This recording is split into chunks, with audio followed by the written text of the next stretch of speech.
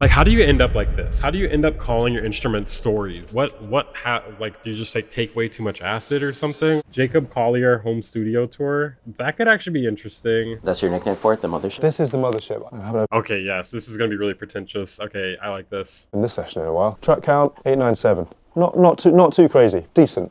Chunky. I don't think I'm ever getting over you. What the fuck? So this sound. What is this music? When the drop hits in the chorus, the like electronic drop, I literally put a sound that does that exact thing in here.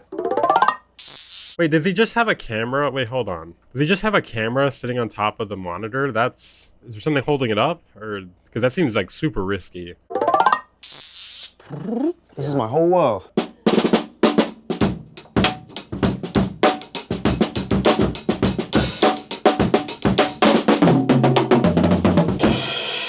Looks like a candy bag, yeah.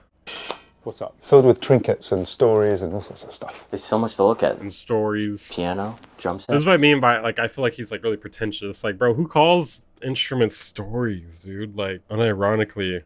Guitars. Where do you spend the most time in this room? In this chair. In this chair? I'd say, yeah. I've sat in this chair for, like, probably tens of thousands of hours at this point. Do you want to have a seat? Yeah, of course. It feels good, feels good. It is quite comfy. Yeah. I think it is shaped to you. It's probably molded to my back shape. No, it actually This is. work shape. I would say this is the place I end up sitting because when you sit here, you get both speakers directly pointed at you, which is a good space to be. Bro, those monitors are probably, like, stupid expensive. I don't even know what the fuck those are. Hold on. Key studio monitors.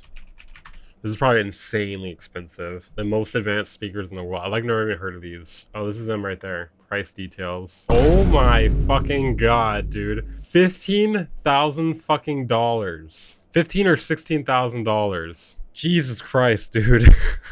I had a feeling they were really expensive because I have no idea what they are. Oh, I need to turn on my lantern. You turn on the lantern like by blowing on it. Do you want to? Bro, that's like the price. You can get a car. You can get like a decent car. Do you want to blow on it? So this lantern right here. Yeah, if you blow on it, it turns on.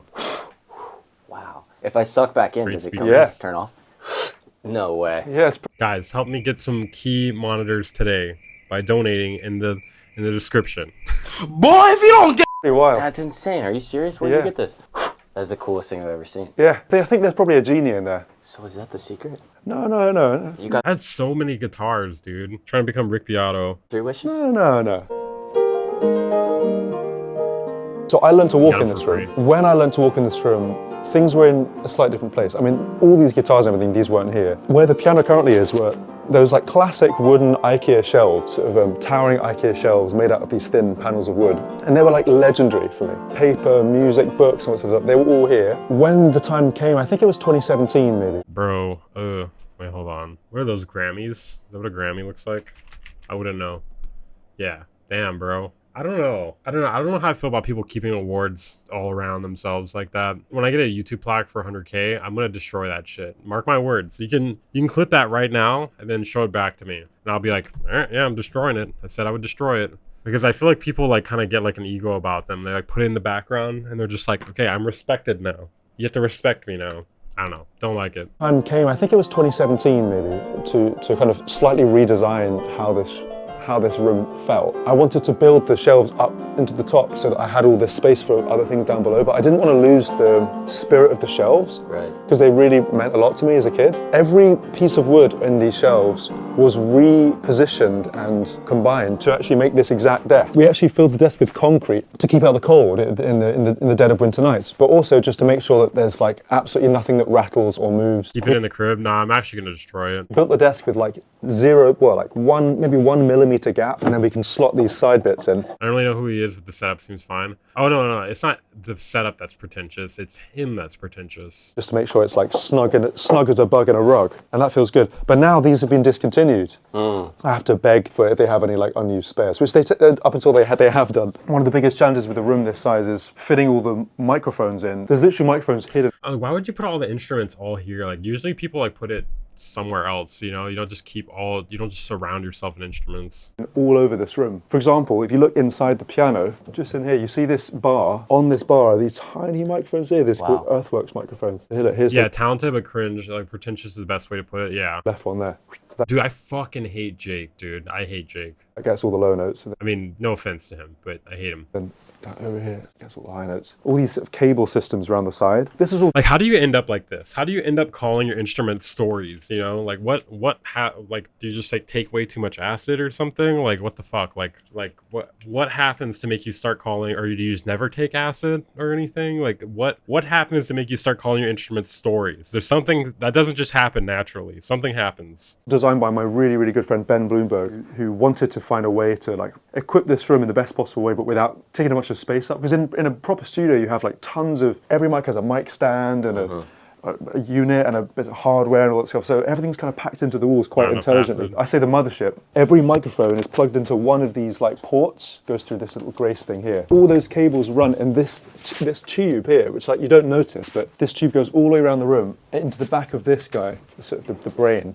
And then this talks to this, then they kind of combine forces and end up in here. Now that I'm down here, there's so many glowing things, you have no idea. Now, what was the motivation or inspiration about wanting to keep it in the Let me just sit on your level really quickly here. room or keep building it out? Was there ever a point where you were like halfway in, you're like, maybe I should just get a studio somewhere? Yeah, I should get a studio what somewhere. am I doing? Well, I realised as I was working on this last album that I just finished, which is actually this one, Jesse Volume 4, there you go. So this is actually a real glass, like a three-dimensional glass sculpture in real life. In the process of recording this record, I travelled so many different places all around the world, right? So there's musicians from like India, from South America, from Korea, from all around Europe, even Africa. What I kind of loved about the process of doing that was every workspace you go into, like there's something that you're like, I like the way you did that. And so you take a part of that back and you put it in your own space. And I'm sure at some point I'll have a studio or studios in different parts of the world, but this will always be the kind of like ultimate anchor because it's where everything started. Like everything started here. It's kind of reached a pitch now, I probably can't bring in any more stuff.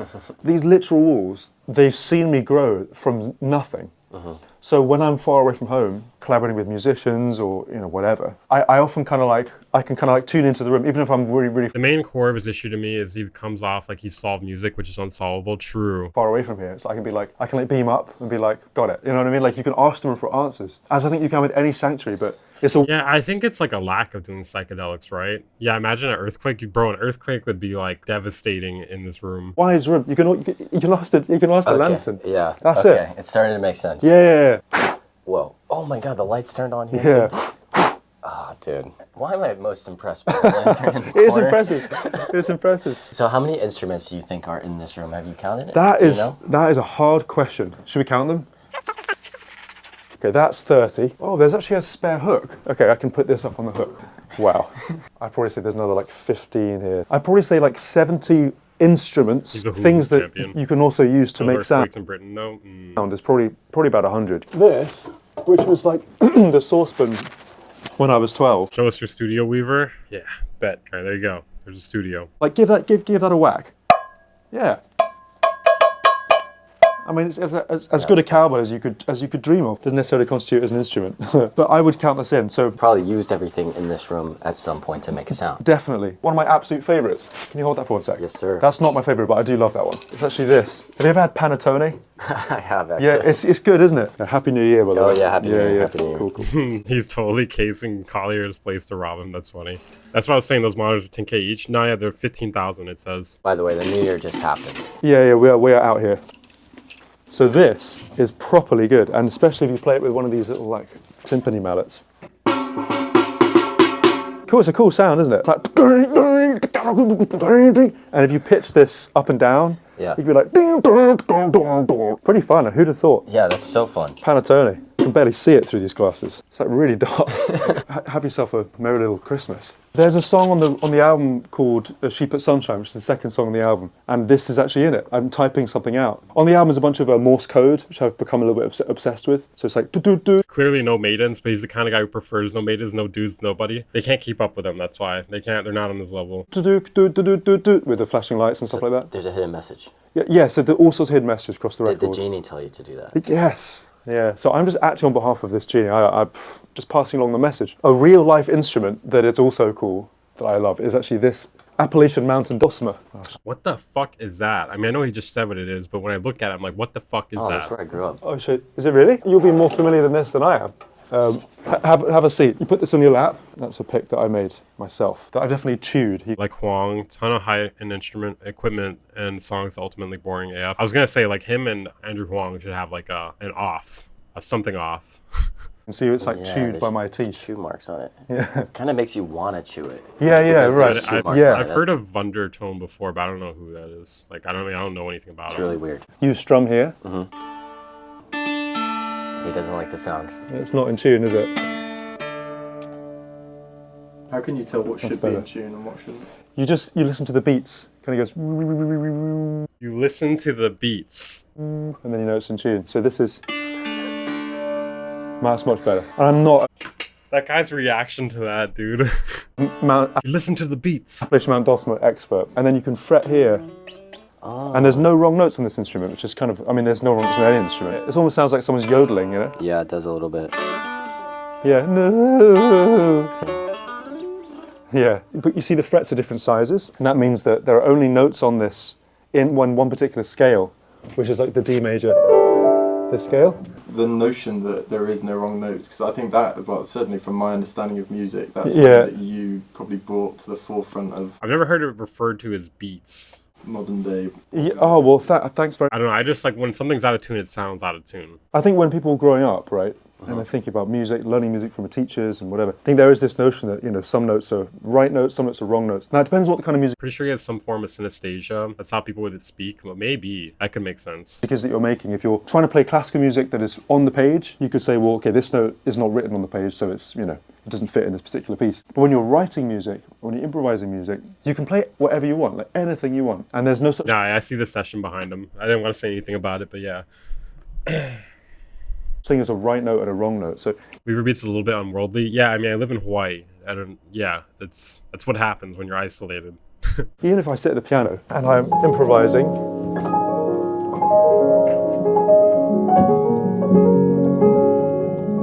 and I might hit a note that is weird. So that sounds a bit weird, right? But I can make that note make sense. Wow, you can.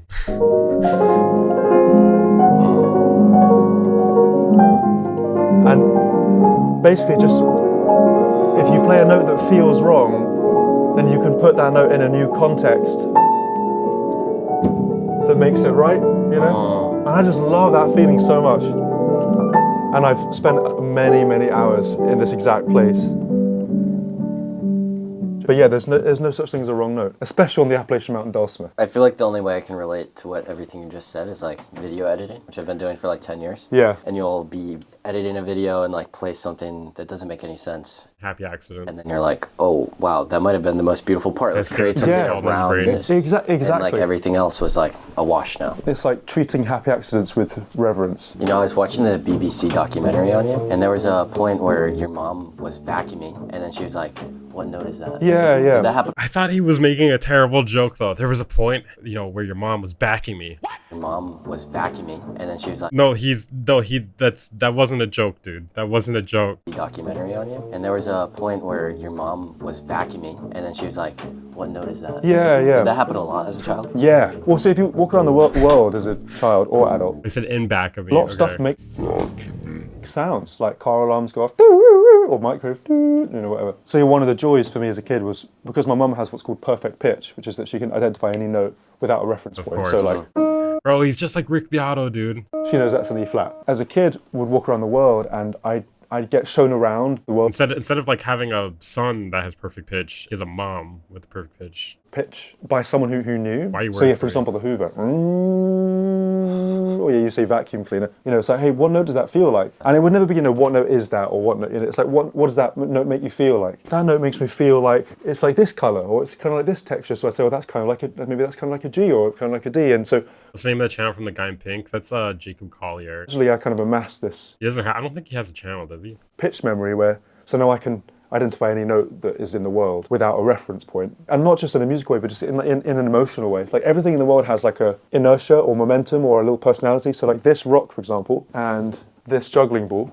It's like, are they friends? Yeah, I think they probably are friends. Or sometimes, oh, but I'm not, don't know about what's happened here. No, absolutely not. So like the process of kind of creating life out of things just by the way they interact with each other and feel is like a beautiful process. My mum just kind of opened my eyes and my ears to the idea that the whole world is kind of like speaking to you the whole time. Trees or the road or a car or Hoover or microwave, whatever it is, it's like, hey.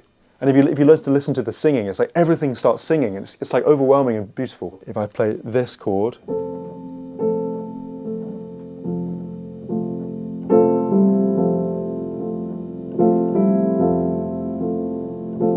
I wish I had a piano too. and then I play. Yeah, I'm getting bored too. Like, the pretentiousness is like, I'm kind of just getting used to it at this point. I don't think I'll ever get over you. 'Cause you're all I think about every time. You know what his music reminds me of? You know Dewey Cox and Walk Hard? You know like how he starts taking acid and then like he like loses his shit and he starts like making this like crazy music that's just got way too much shit in it, and he's like constantly like just like, oh, I need to add more, I need to add more, I need to add more. Like, it reminds me of that. That's what his music reminds me of. All I think about is you. Do you know what I'm talking about, guys? It's not even Mac, because you can make maximalist music and it be good, you know? Oh no, system overload. System overload, the motherboard. It happens sometimes. What the fuck? It's like future bass, but like so much more convoluted. Is this Korean? Yeah. Yeah, I hate this. Sounds like the H3 intro song, but vapid and bad. Oh god, I hate this so much. This is like the definition of overcooked. Oh no, system overload. System overload. Ah. Jesus. No, Rusty does this like in a good way, dude. Like, Rusty is actually good. I mean, I don't know. Now it feels like it doesn't age that well. Wait, I feel like there's a better song by him. This one's actually good. I like that one. Okay, I think we got enough out of this.